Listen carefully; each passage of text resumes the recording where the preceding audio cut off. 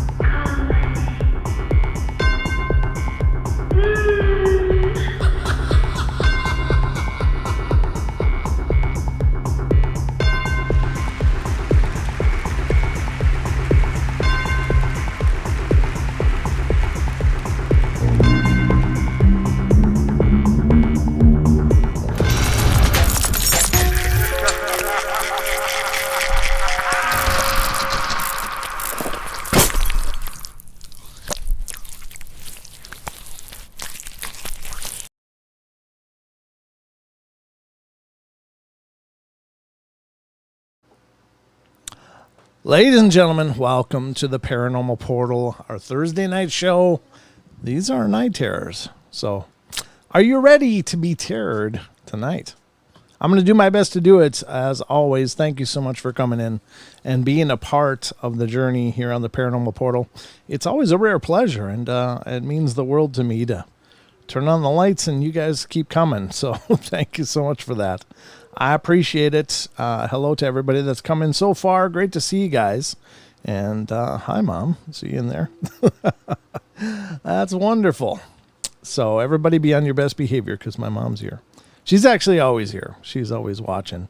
But she's in the area, and she's not afraid to let you know what time it is if you get out of line. I'm just saying. I might have to mod her. I want to mod my mom so she can kick people out. Hey! No, you guys are all amazing. It's always wonderful. We've done really well as a show as far as having good people here. I've always been really proud of the fact that we've brought in, that we've always had such quality people come into the chat and to participate. We don't, a lot of shows have to wrestle with that stuff all the time. Like, oh God, there's these trolls that keep popping in and they got to kick them out. But really, it's never been much of a problem here on the show. And I think it's because, one, Don and I make fun of ourselves more than anyone else could anyway. And so there's not much fodder left for the trolls to pick on. And the other part of it is that I think all of you would make their day really uncomfortable. So it's not a troll-friendly environment anyway because you guys aren't going to tolerate that stuff. So actually, you're all kind of mods. So, but thank you all for being here and being a part of the journey. As I said, throughout the journey, the phone lines are on. If you want to call in and be a part of the discussion, I'd love to hear from you. The phone number for the Paranormal Portal is 720-923-0500. 720-923-0500. Or you can check right up here, right where I'm pointing. That number is the number for fun right here in the portal. So I hope you will call in if you have something to share paranormally. Tonight we're going to go into ghostly encounters, and and then don't forget we got the trail cam terrors at the end. I actually did pull up a video tonight, so I hope I've done you proud, but we'll find out. Brent, Paranormal Portal, I was thinking the same thing. Lots of drama going on with some shows right now. Thanks for being a host that encourages inclusiveness and respect. Yeah, for sure. You guys, you guys are, in a lot of ways are always my co-hosts. You're all a part of the discussion. You're all a part of the community. And I was just actually on a show today being interviewed as part of the show. And it was really cool because we were talking about what's it like to have a show and all of that. And we were talking about a lot of the things like the communities that we have and how important those are. And so many people had such similar things to say. as I did, and it's really cool. There's some great shows out there with great hosts that are working really hard to bring you the best shows they can and to create the best environments they can for you guys as well. So, I was really glad to be a part of that, and thank you to Daniela for including me. And it was great. It was really a good time. So that'll be released sometime in the near future, I think on Daniela's channel, but I might be wrong. I'm not sure where it's going to be released for sure. Might be on P to the Third Power Productions. Might be on their site as well. But when I know about it, where it's going to be posted, I will let you know. So you guys can check it out. But it was a great discussion. Mark Newbell and I and Daniela were there. And we just had a great time. And I met the other, I met Gary as well. And Gary's a really nice guy. He was a really cool, he's the P3 Productions guy. And he also works on Spaced Out Radio with them over there and does a lot of the back end and production stuff. And what a great guy. It was just really cool. So I hope you guys will check it out when it comes out. Excuse me. Oh, hold on. There we go. Sorry for the humming in the background. I do try to make sure the sound is pristine here on the show, but it's freaking hot up here. It's hot up here.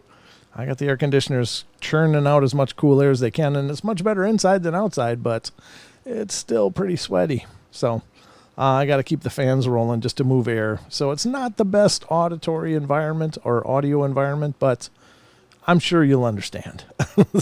I'm sure you guys probably got fans cooking where you are as well. So at any rate, let's dig into tonight's show. I think that's it on the front end. But all I can tell you is I hope you're ready, because it's time for bed.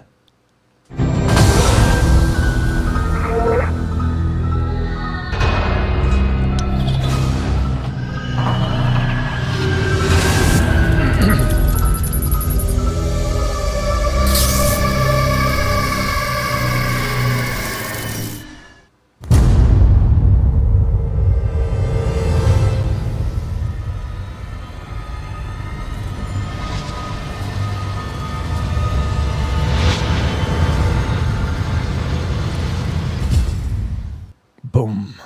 I love that boom. And Ghost Magnet 81 in the chat says, I just had a ghostly encounter. The shower curtain was on the floor and the rings were still intact, and on the rod was up. How did that happen? Any thoughts? Yeah, I don't know. I mean, is there a lot of activity going on in your home? Certainly, something like that could certainly qualify as ghostly activity of some kind, or spiritual activity. Generally, when you can. My shower curtain has got those plastic rings, and sometimes if you pull on the curtain, they can come undone and still remain on the rod and the curtain. But all of them, that's kind of odd. You might get one or two on mine without really raising hell in there. But I don't know. That sounds really pretty powerful. You'll have to let me know if you've got a lot of activity or what's going on in your home. Is this unusual, or is it something that's been going on for a while? So fill in the details a little bit. And I mean, here's the thing, any thoughts? It's hard for anybody on the outside looking in, and I don't care who you are. You could be, Zach Baggins or John Tenney or any number of different investigators, Amy Bruni, whoever you like. And it's going to be a guess for the most part what's going on. You really have to be in the environment. You really got to truly investigate and to truly have any kind of true understanding about what's going on, or at least to eliminate variables. You got to get in there with meters, with EMF meters, with an IR scanner to look for hot spots and things like that. There's so much that goes into investigations there, but to look for EM fields naturally occurring, mechanically occurring, and what might be supernaturally occurring. EM fields, of course, EM field meters are what are used a lot of time to trace electrical problems, but there's a long-standing belief, at least in parapsychology and other spiritual research, that ghosts can be picked up through EMF aberrations. like EMF fields that move and seem transient, which would seem unusual, especially in places that don't have electricity.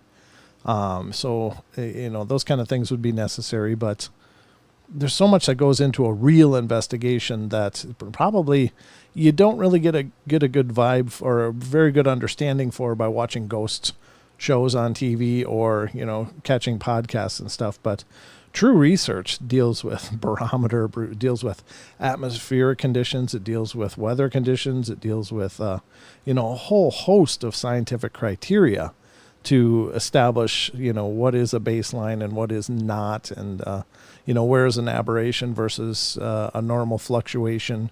There's so many variables that go into that. Is there unshielded electrical wiring? Because EMF fields, EM fields, rather, not EMF fields. It's EM fields is the actual true name. EMF actually stands for electromotive force. It's often misused in paranormal circles. So electromotive force has more to do with running an electric motor, than it does with these strange EM fields. But EM fields are these, these pockets. They can be around pumps. They can be around refrigerators. They can be around microwaves. It's a field that's created by intense energy being consumed or used. And so air conditioners is another one. But at any rate, lots of it goes into it. And then, doing full spectrum sweeps, doing so many things. If you're going to do it right, it takes a lot. But I will tell you that seeing your shower curtain on the floor is a big sign that something might be going on. At least to me, if that doesn't normally happen, if that's never happened before and suddenly happened, then you might have something going on there. But if you constantly see, or have to reattach your curtain rods or your rings to your shower curtain, then maybe it's more natural. I don't know. But at any rate, yeah, it sounds pretty cool. Ghost magnet. Be careful. How do you feel? Are you having bad dreams? Are you having, weird feelings, weird vibes in your home? Those kind of things. Lots of questions go into truly investigating a space. So that's just me throwing out a handful of them. And I'm by no means an investigator. Like I've done investigations, but I'm by no means an investigator by trade. So I just happen to know some things, but that's why I do a show. All right, so we're going to do ghostly phenomena tonight, but we've done this many times. In fact, this was what the Night Terror started out as, with just ghost encounters.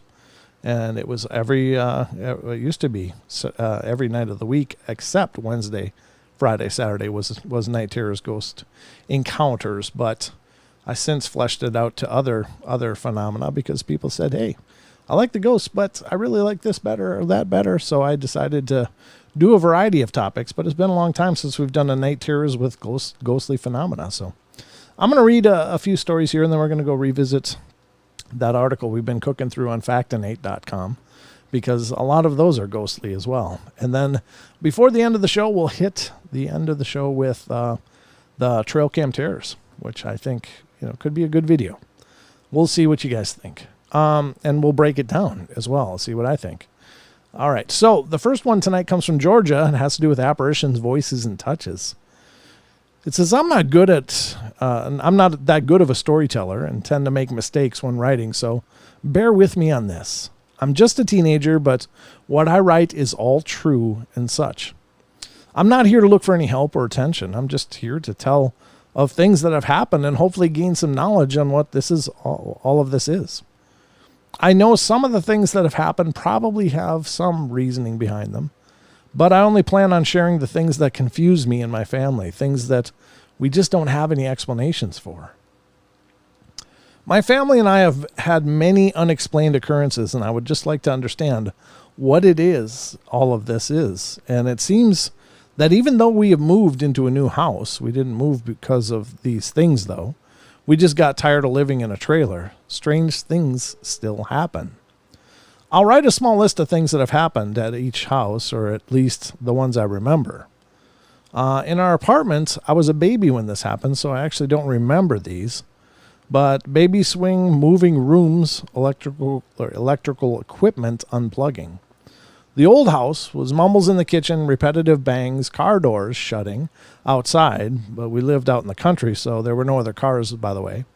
Waking up naked only happened once to me. Closet doors opening by themselves, seeing a white cat run by the bathroom, hearing a cat in the other bathroom. We only had one cat at the time, and she was an all-black cat. New house, mumbles, crumpling noises, footsteps, knockings, dogs freaking out, doors opening and closing, seeing a very short silhouette of a person around in the house, pressure against doors, blankets being moved to closets, and seeing an old woman. My brother and I have only seen her once each. Lights turning on and off, seeing a doppelganger of my older brother, and TV going on the fritz. Also, it seems that when one of our friends comes over and they go home, strange things happen to them.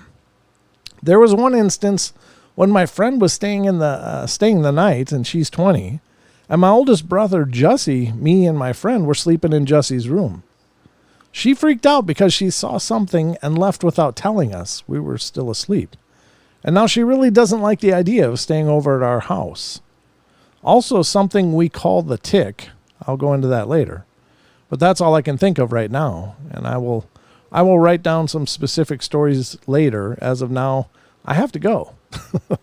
Like I said in the beginning, I know basically nothing about these things. Anything's like this, so any insight would be appreciated.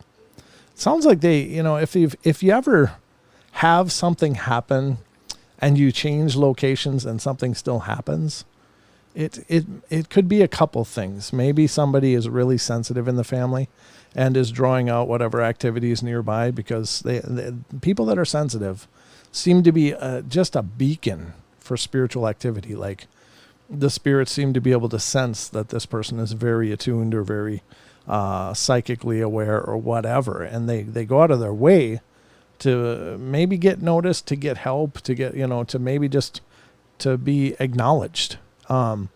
It could also be that one person in the family has an attachment, or it could be that there's an item that they own that has a strong spiritual attachment to it, and they keep dragging it from house to house with them, and so does the activity come with them as well.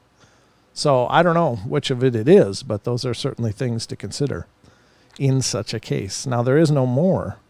I guess there's a couple more that this person submitted, so let's look at those since we're kind of on that subject. Again, in Georgia.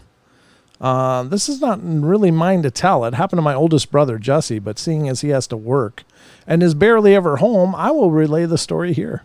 I'm just going to take his story and share it. It was very late at night when this occurred, and everyone else was in bed, and Jussie was still awake. He didn't have a job when this occurred, so he was very much a night owl. My brother was talking on the phone when he heard mumbling out in the mudroom. Now, we've heard the mumblings before, and he said it sounded sort of like our mom, and he thought it was strange for her to be in there, and I figured she was doing something in the laundry room and was just talking to herself, which is common with her when she is upset. Though it was pretty late, I can't recall the time. He said this was around. I can't recall the time he said this was around. Oh, okay. Sorry, I broke that up awkwardly. But it was just strange for my mother to go into the laundry room this late after she already went to bed. So he ignored it and went back to talking to his friend, and a few moments later he said his attention was pulled to his door as his door handle shifted and there was a sudden pressure against the door, like someone was leaning against it, pushing in. He told his friend that he thought Mom was at the door, and he put his friend on speakerphone and went to open the door. Well, he opened the door and was surprised by, at first, two facts. One, he said it was very cold, and he suddenly got the prick of fear that made your hair stand on end. And two, that it was pitch black. You see, in the mudroom, we have this small nightlight that lit up a good bit of the mudroom, but he said for some reason there was no light coming from it. And we always keep it on. It's on right now, even in the daytime. He told his friend that there was nothing out there and took a step back into his room, and he looked down at his phone when his friend didn't reply and saw that his phone had died, which was weird because he'd just taken it off the charger. He tried turning it on, but it was completely dead, so he put it back on his charger. and got on his PC in his bedroom. A little while later, he said he was getting ready for bed, and he usually goes to the restroom before he goes to sleep.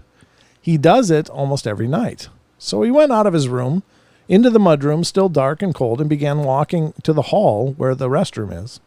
He said he had just made it into the dining room when he saw this black figure in the living room, positioned in front of the windows. And he said at first he didn't take any notice of it, but he said that suddenly it dashed off to the left to where our front door is, and also the hall leading to the other hall where the restroom is. It disappeared behind the dividing wall, splitting up the living room and the hall. And he said after thinking back on it, he didn't even think it moved. Its legs made no movement. It just sort of slid away. He froze. He said at first he believed someone had broken into the house, and he said he was so frightened that he actually had tears forming. He couldn't move because he was just so scared that someone was in the house. Eventually, though, he worked up this courage and went to the kitchen and flipped on the light and looked down the hall leading to the front door. He didn't see anything, so he thought that maybe they ran back to the living room. So he quickly turned and looked back into the living room, and still nothing. He turned on all the lights in the hall, and he checked everything, and still he could find nothing. So after calming down some, he went to the restroom and went back to bed and told us about this the next morning. The next sighting of this I will also add into this story. It was a quick experience that happened more recently. It actually involves Jesse again, but that same friend he was talking to on the phone with in the other sighting above, they were about to leave out the side door to go to town. I don't remember what caused them to turn around, but as they did, they both saw a short black figure dash around the dining room table. Neither of them particularly fond of the idea of checking it out, decided to just hurry and go to town, so they shut the door and left. Nobody else was at home. My parents were at work, and I was in school, and Boog, who has just graduated last year, was at his college in another country. That's pretty creepy. That's the first of the two stories that this person went on to share. There's just another one with a few strange noises, so pretty bizarre stuff, but again, who knows where it's coming from. The next one is Still Whispering My Name. Oof. From Colorado. My name is Sora, and this is another one of my stories. Although I haven't had many, I also apologize for the promise I made about the video because it never happened, but now I have a different story, although it's not my experience to tell, but part of it really is my concern. The other day, my mom was home alone because my little brother and I were at a friend's house, and my dad was working. She told me that she was sitting down in the family room with her dog Jasper, and my dog Buddy as well, and although she didn't supply much detail about this little incident, sent chills up my spine. Today she told me to sit down, and she told me, "You're probably not going to believe me, but the other day when I was sitting in the family room, I was watching a movie. While I was sitting there watching the movie, I heard something whisper, 'Allie,' in my ear." My mom can't hear out of her left ear, by the way.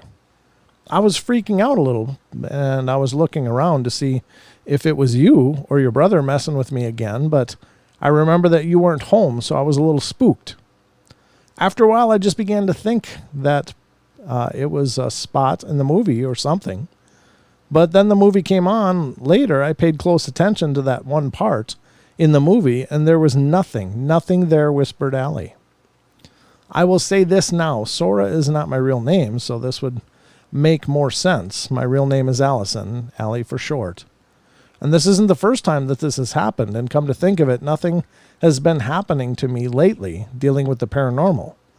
But just recently, things of mine have been going missing or have been put out of place. And yesterday night, my mom called. I was in my room. My cell phone was on its charger, and I know it was because that's what I did before I left the room. When I came back, there was a nice little clean circle in the middle of my room, and my phone was sitting right in the middle. My room isn't exactly clean right now either. I don't know what exactly triggers the activity since the house is almost 9 years old, and I've lived in it for all 9 years. The activity turns on and off like a broken switch. And this isn't the first time that I've heard my name. The last time it happened, my friend and I both heard it, and she was sitting at least 6 feet away. If you have any reasoning for that would make sense for this activity to be coming and going, I'd love to hear those theories because my mom isn't so comfortable with something that she can see knowing my name. Yeah, that's creepy stuff. I don't know. Again, you don't know. I mean, new houses aren't necessarily void of activity. Spirits can probably go wherever they choose to, within reason. But again, same things. Just a couple more of these and then we'll move on to something else here. But this one is from Washington and it has to do with haunted places. My mother and father passed away in 1989 and 1988. My nephew Joey committed suicide in 1990. The reason I mention them is due to some things that have happened since. My parents raised 6 of my cousins. The youngest married 2 years after my mom's death. When my cousin received some pictures back of the reception, you could clearly see a man dressed in older style with a woman standing behind him and her hand on his shoulder. I do not know for sure if that was my parents, but it was comforting to see. Now this is where the story gets more eerie. My daughter and I moved to Washington State 6 years ago from Kentucky. My granddaughter was 4. One day she was on the patio just laughing, talking, and dancing and having a good time. Well, my daughter and I looked to see who she was talking to, but there wasn't anyone out there. We asked her who she was talking to, and she said her friend. And we asked her friend's name, thinking she had an imaginary friend like a lot of children. And she said Joey, and that he had died. And we asked her how he died, and she said he was shot. We were speechless. We had never mentioned anything about Joey. We never talked about him. To this day, I am still having a hard time trying to figure out how she knew, and I can only come up with one answer. To forward this story to the last 2 years, we moved into a new home, still had sawdust on the floors, 2 years ago. After about 6 months, we started hearing strange things. Most of the time, it's me. I would go to bed, and a little later, I would hear footsteps in the hallway. As you walk into our house, the living room and kitchen are open on the right, and the laundry is to your left. And just past that, you turn left and go down the hallway, which is 2 bedrooms on one side and a bathroom and master bedroom on the left. At the end of the hallway, there is the linen closet. The footsteps would start at the linen closet and walk into the kitchen and around the corner, and the sound would stop at the fridge. I'd get up and look to see who was up, but there wouldn't be anyone there. I told my daughter, and she thought I was just hearing things until it happened to her. Since then, it's been many things happening. Like the toys in the garage start playing when no one is in there. Laundry room light on when nobody had been in there. The television changing channels or switching itself off. The first night the television switched itself off, my daughter took the camera, turned off the lights, and started taking pictures. We have one that looks like it has a mist around the bottom of her desk and a man's face in it. Another night I was sitting at the computer in the living room, and the couch was behind me, and I heard a noise and turned around and saw a man sitting on the couch. He had dark thinning hair and was skinny and wore a blue jean jacket with a collar on it like a Chinese garb has. We have 2 dogs, though through all of this they had not reacted to anything. One is a Malinois breed named Daisy. I don't know if I'm saying that right. Malinois, or it looks like Malinois. Breed named Daisy, and the other is part Rottweiler and part lab named Akita. Akita was laying next to me on the floor around 3 months ago when all of a sudden she jumped up, went and stood at the start of the hallway, looking at the front door and started growling. Her hair was standing up on her back and she would not go near the door, just stand there growling. Finally, after several minutes of growling, she took off running down the hall and got up on my daughter's bed. Several nights later, Daisy was lying on the couch when she started barking, looking at the front door. She jumped down off the couch and went to the window and just kept barking towards the front step outside the door. I looked, but there was not anyone there. The next big thing happened was one morning my son-in-law was at his computer, and I was on this one, and we heard something or someone walking down the hall. Thinking my daughter or one of the girls were up, I turned around to say good morning, but no one was there. I told my son-in-law I better go check on them, and when I started to get up, all of a sudden, a door slammed in the hallway. The thing is I could see all the way down the hallway, and they were all shut before the slamming.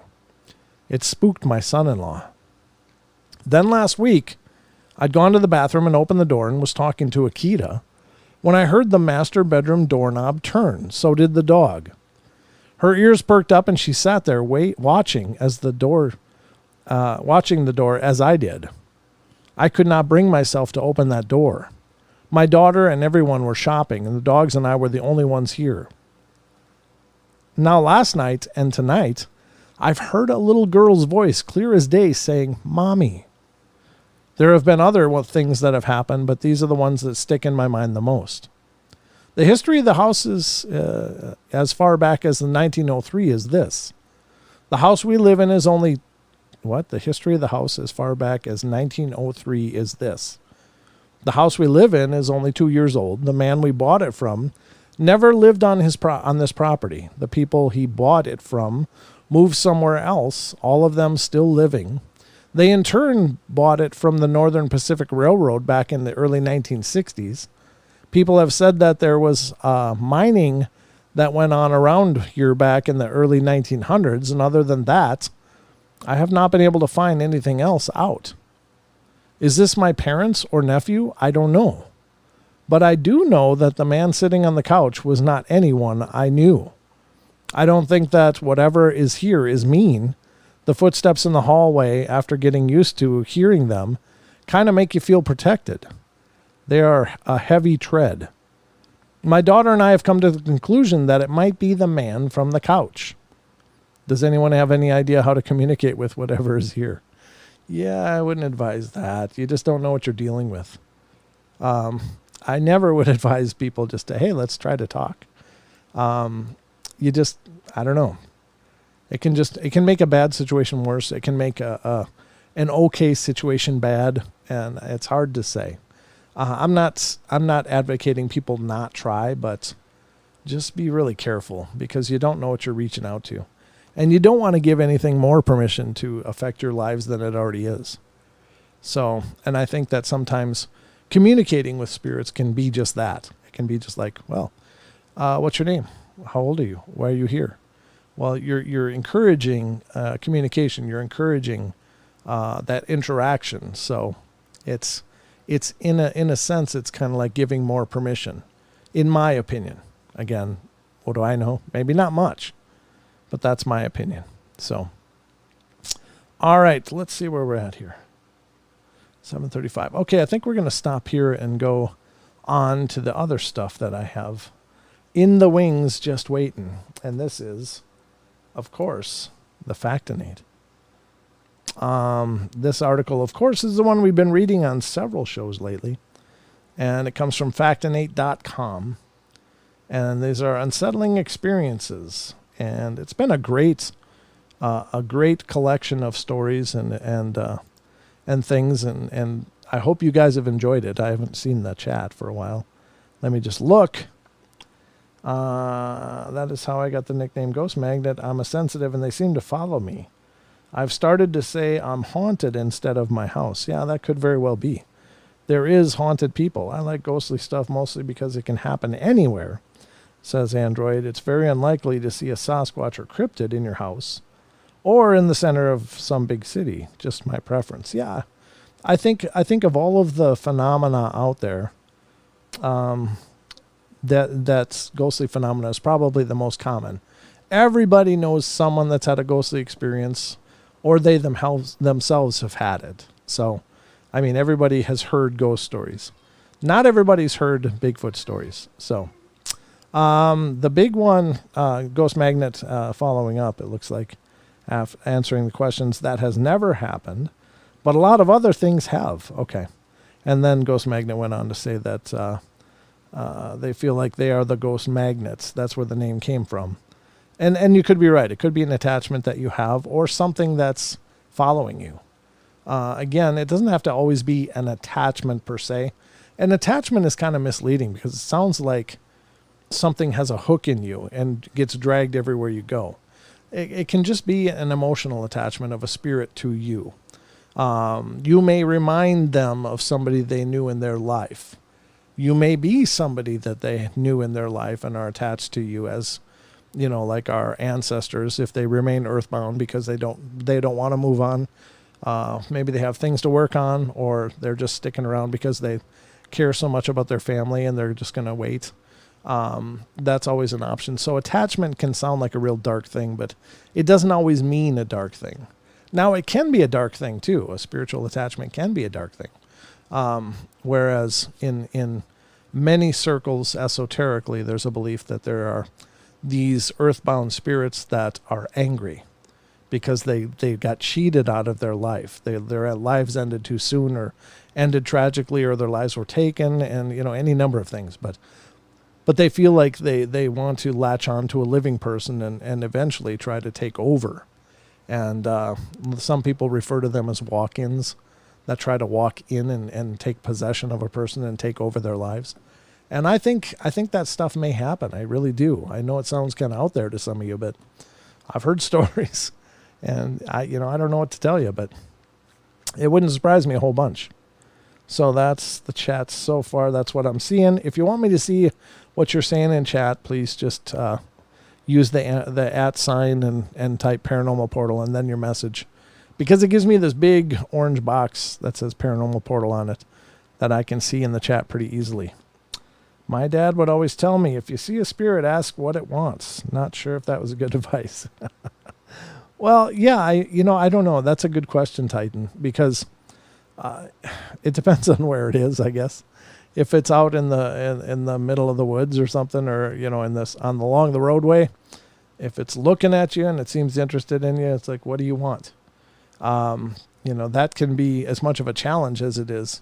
Maybe you're and granted, most times when people try to talk to spirits, they just fade away. They don't get an answer. Sometimes they do, but we just covered a story last night of somebody that was out chasing their dog in the woods. I think it was from this Factinate article, actually. And they somehow knocked their head or something and went unconscious. And this old guy in a cowboy hat will suddenly waken the person up and helping them up to their feet. It says, wow, you took a nasty spill there. Let's get you home. And it said that the picture of the guy was very unique because he had a cowboy hat on, but there was a chunk missing from the brim. And didn't really think too much of it, but, forgot to say thank you, or went to say thank you after she got home, turned around and the guy was gone. So she was at the store and saw a picture of the guy on the wall. And she's like, oh, who is this? I got to thank him. He just helped me. And they're like, that guy died like 80 years ago or something like that. So it was a ghostly presence. And turns out that old guy had owned that store at one point and used to grow vegetables for the store in that spot near that area where she fell down. So he had an accident there where he got knocked on the head and when he was trying to save his dog or something. So it's just a tragic story, but at least, a good spirit hanging around. But I don't know. I mean, it's not, I don't mean to dissuade people away from trying to have communication. I mean, I would love to have the ability that some of these psychics claim to have, where they can have conversations, because I have so many questions. I have so many things I would love to know about what their experience is. What do they see versus, what do we experience, and how is it different? What's going on? I'd love to, quote unquote, interview them, but more for personal reasons than to promote it on the show. Just because I'd love to know what they see, what they seen, what goes on. But anyway, Ghost Magnet, thank God. So I don't feel anything dark. I do know that feels, but what's been in my life for the most part is not dark so far. Yeah, and it just could be someone that loves you, hanging out with you and wanting you to know they're there. I think that they try to make their presences known in not really shocking ways, but it can be shocking still. I think that they try to be gently make us aware, and some of them do it through dreams. Some of it, what's going on, buddy? Love you. I love you too. Some of it is done through things being moved or things being misplaced or whatever, or shower curtains laying on the ground. So, it could just be someone that loves you. I don't think if it doesn't feel bad, always trust your gut. That's the bottom line. If it feels gross, I think we can sense evil. I think everybody has felt that where they walk into a place, it's like, I do not like this place. Let's get the hell out of here. So I think we all sense that darkness when it's around. And I think if it's something truly evil, you're going to know it. But I think in this case, if it's not really harming you and it's not disrupting your life too much, you can have a talk and just say, look, if you're here, you don't yank down my shower curtain. Don't break things. Don't move things. If you're peaceful and loving, you're welcome to stay. If you're disruptive and trying to cause harm or chaos, you need to go. You're not welcome to stay here. And 90+% of the time, your problem will solve itself. Because in a lot of the cases, these spirits were people. And people don't try to raise hell for other people generally. They just want to do their thing and be left alone. So definitely lay down the law if you're feeling uncomfortable with what's going on. All right, so let's get to this Factinate. This is number 62, Now You See Me. About 6 years ago, I was driving one night around 10 p.m. down a dark road. It was in a valley, so the only light coming from my car was the car in front of me. No street lights at all. This car in front of me is probably 75 feet ahead, and we go around a bend in the road, which leads into a straight shot of road for about a quarter of a mile. When I go around the bend in the road a few seconds after them, the car is gone. I've driven that road on hundreds of times, and I know for a fact there was absolutely nowhere that car could have turned. It was just gone. I even turned around to make sure they didn't go off the road and needed help. There were only trees around the road, and there was no damage to any of the trees. I have no idea what happened. That's pretty crazy. It's a ghost car. Chicken riffle. All right, riffle. I don't know. The next one is number 63, The Sleepover. I shared a room with my sister around the age of 7, but she was off at a sleepover party the night that it happened. I was a little kid. I was terrified of lots of things. I'd never seen anything close to a horror film, not even Nightmare Before Christmas, because of how jumpy I was. So naturally, the dark freaked me out. I was really nightmare prone, which caused everyone to say this was a dream later, but it was different. It was more vivid, too realistic to be a dream. I was hiding under my sheets like the cowardly kid I was when I decided to poke my head out to get some cool air, and I saw something in my room, something clearly not human. I called it an alien at the time because that's the closest thing my horror ignorant mind could liken it to. Now I see it as more similar to the Rake or the Mothman. Its head was big and egg-shaped, those stereotypical gray area aliens, not too big for its tiny slender body, or far too big rather for its tiny slender body, and it was totally naked. Pale gray or ashen white skin, the lack of light made it hard to tell. All the bones were visible, its tiny shriveled back and and thing just hung there. I'll just highlight the word for you guys. Just hung there between its legs. Its hands were way too big for the toothpick-like arms, and it was standing at a really unnatural angle.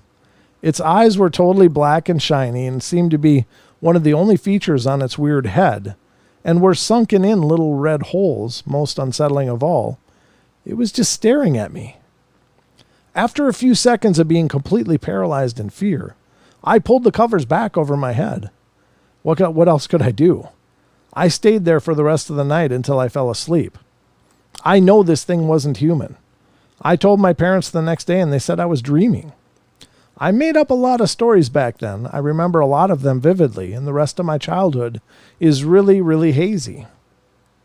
But seeing that thing in my room is one of the childhood memories that stuck with me the most. I have no idea what it was, and despite my fascination with horror stories, I don't think I want to know. Yeah, that was by Kopaka 13. Hiding under the covers. I don't blame him or her. That's creepy stuff. Very creepy stuff.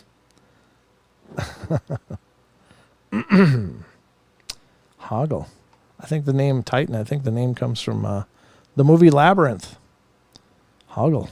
He's the little dwarf guy that helped her. Well, kind of was working for the king, but in turn ended up liking her and helping her. If you haven't seen Labyrinth, it's a classic. All right, so sorry, I didn't mean to butt in on that conversation. I just saw it. But the little dwarf guy was called Hoggle. Imaginary friend number 64. Yeah, I think that's where it is. When I was a kid, I had an imaginary friend named Jesse. A couple of years ago, while visiting relatives in Ireland, we were all exchanging ghost stories when my mom brought up Jesse. When I was a kid, Jesse was my imaginary friend, or I thought so. My mom's story made me rethink everything. She said that one time, when my dad was on his way to work, I asked him to bring back coal for Jesse's gran. I'd asked for weirdly specific old-timey stuff like that for Jesse a lot. It never bothered anyone until we went on a little trip to a field we visited a lot when I was young, and when I arrived, I suddenly ran off and went straight into a graveyard. I ran straight to a small grave and stopped and just stared at it. The headstone said Jesse. So yeah, my imaginary friend was a ghost. That was by Riri. Riri. Or Riri. Yeah, it doesn't surprise me. I think maybe children having ghostly friends is kind of a common thing. Maybe. Number 65, A Night of Terror. One night, about a year or two ago, I was in my room trying to sleep. It was around midnight, and I was on the edge of falling asleep, and my parents were down the hall watching TV. Suddenly, there were 2 loud bangs on my door. I got up and opened it. Nobody was there. I asked my parents if they had knocked on my door or our dog was banging her head on the door. They said that neither of them had gotten up and our dog was completely asleep on her bed. Well, I shrugged it off and went back to my room. I figured maybe the house was settling or something like that. I laid back down on the bed for a few minutes. I was laying completely still when my coat, which had been laying on the middle of my bed, was pulled down the bed. I wasn't moving. It didn't slide because of gravity. It looked like it had been pulled. I don't live on a hill. It wasn't possible for it to have moved on its own. When I finally fell asleep, I had a weird dream. I was being chased down a never-ending hallway by a black shadow figure that was wearing the coat that had moved on its own. I still have no idea what happened that night. Other weird things have happened to me before. I would hear things like what sounded like footsteps in my room one time when I was home alone. I swear I could hear unexplainable breathing in the house as well. But none of those events were like this one, and nothing like this has happened since. That was by Horizon_Reddit. That's creepy stuff.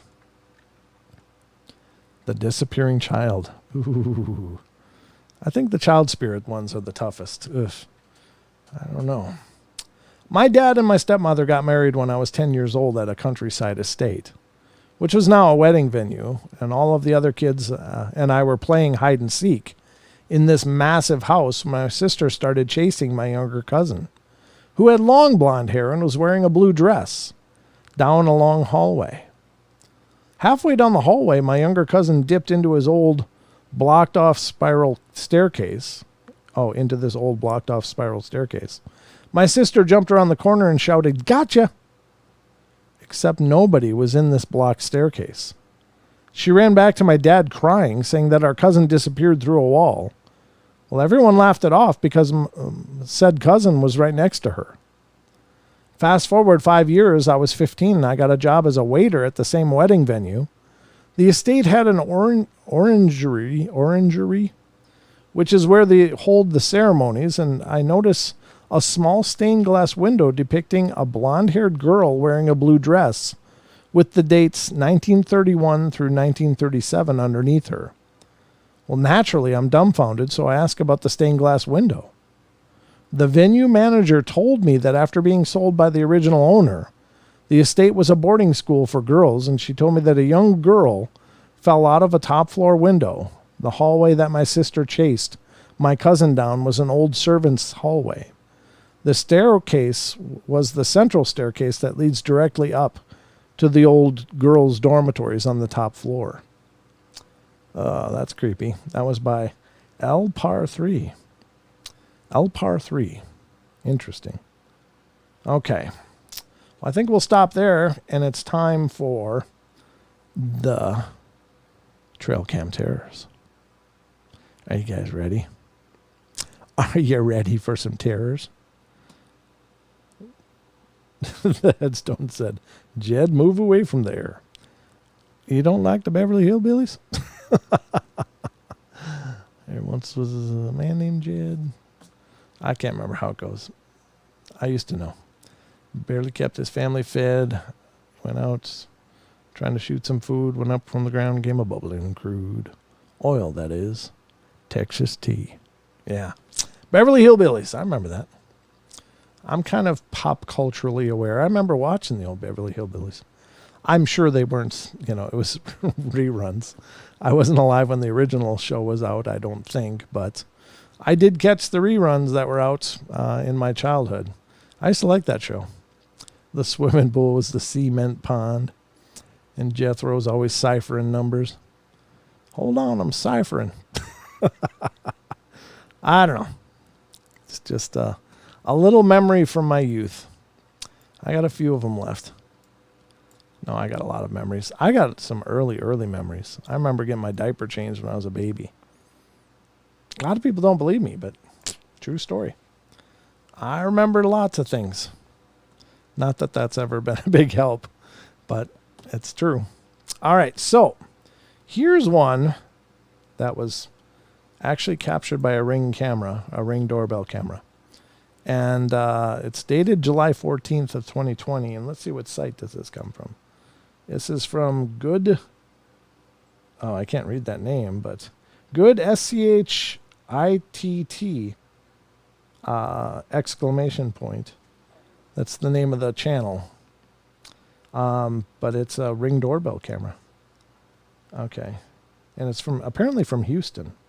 All right, so let's check this out. And we're going to look at it. And here it is. Okay, so this is apparently captured on a Ring doorbell. And somebody just went out the door there. A woman just went out the door. Let me back it up a little bit. There she is going out the door. All right. So we're looking for activity that might have happened here. There she is coming in. What's she carrying? A puppy? Looks like a puppy or a dog. Okay. And did you see it? I didn't see it. Let's see, what are they going to do? Take a look at the door she opened. Okay. Let's see what's going on. The window on this side of the door lifts open.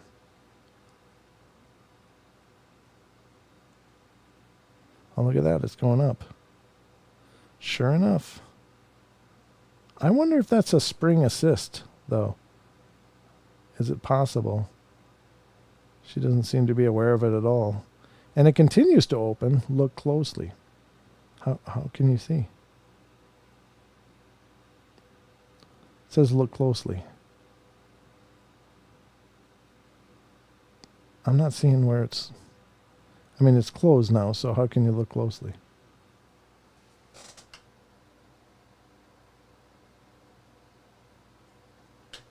Okay, well, I don't know.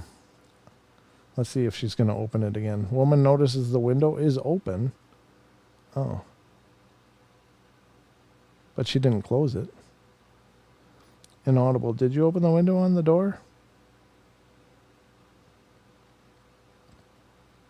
Huh.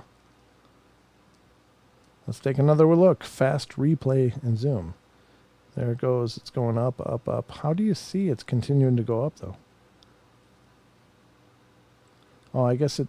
Okay, 4 times speed. It does actually continue to rise when it's in the closed position a little bit.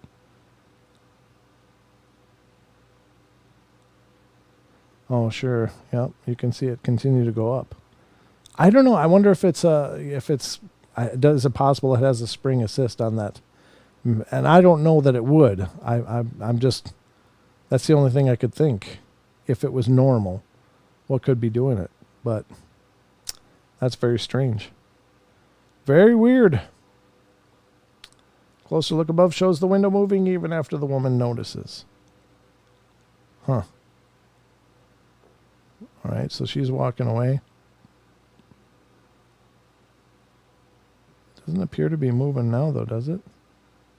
Let me just put my mouse there. I guess it is going up slowly. Okay, so they 20 times speed. That's very, very gradual, isn't it? Wow. That's a pretty good capture, guys. I don't know if there's any doors like that that have a spring assist on them or not, but it could be something. It could be something. That's really creepy. All right. So that's tonight's... Well, let me do this. That was tonight's Trail Cam Terrors.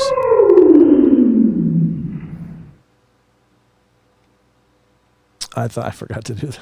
I forgot to intro it with that sound in that clip. But at any rate, that's a pretty good capture. I think, I think that a lot of times the activity that people have is extraordinarily subtle. Like things may be moving right when you're around them, but they happen so slowly and gradually that maybe you don't notice. But at any rate, that's our show for tonight. I hope you guys enjoyed it. Thank you so much for being here, being a part of the journey. As always, it's a great pleasure. And I appreciate you guys tuning in and being a part of it. Again, Don will be here tomorrow night, and we'll get into our Friday night show. 2 full hours of the portal. So I hope you'll join us then. But that's all I got for you. You might need to change the title to what? House Came Horrors? House Came Horrors. Maybe. It could be. But at any rate, thanks. Great again. Thank you, Titan. I appreciate that. I appreciate all you guys. I just want you to know I love you all. Be good. Be kind. Be nice. Take care of each other. Help each other out. Find the magic in every day. And remember to laugh as much as you can. And I'll be back tomorrow night with Dawn, so I hope you guys will tune in. But love you all. Sweet dreams. And I'll see you tomorrow night.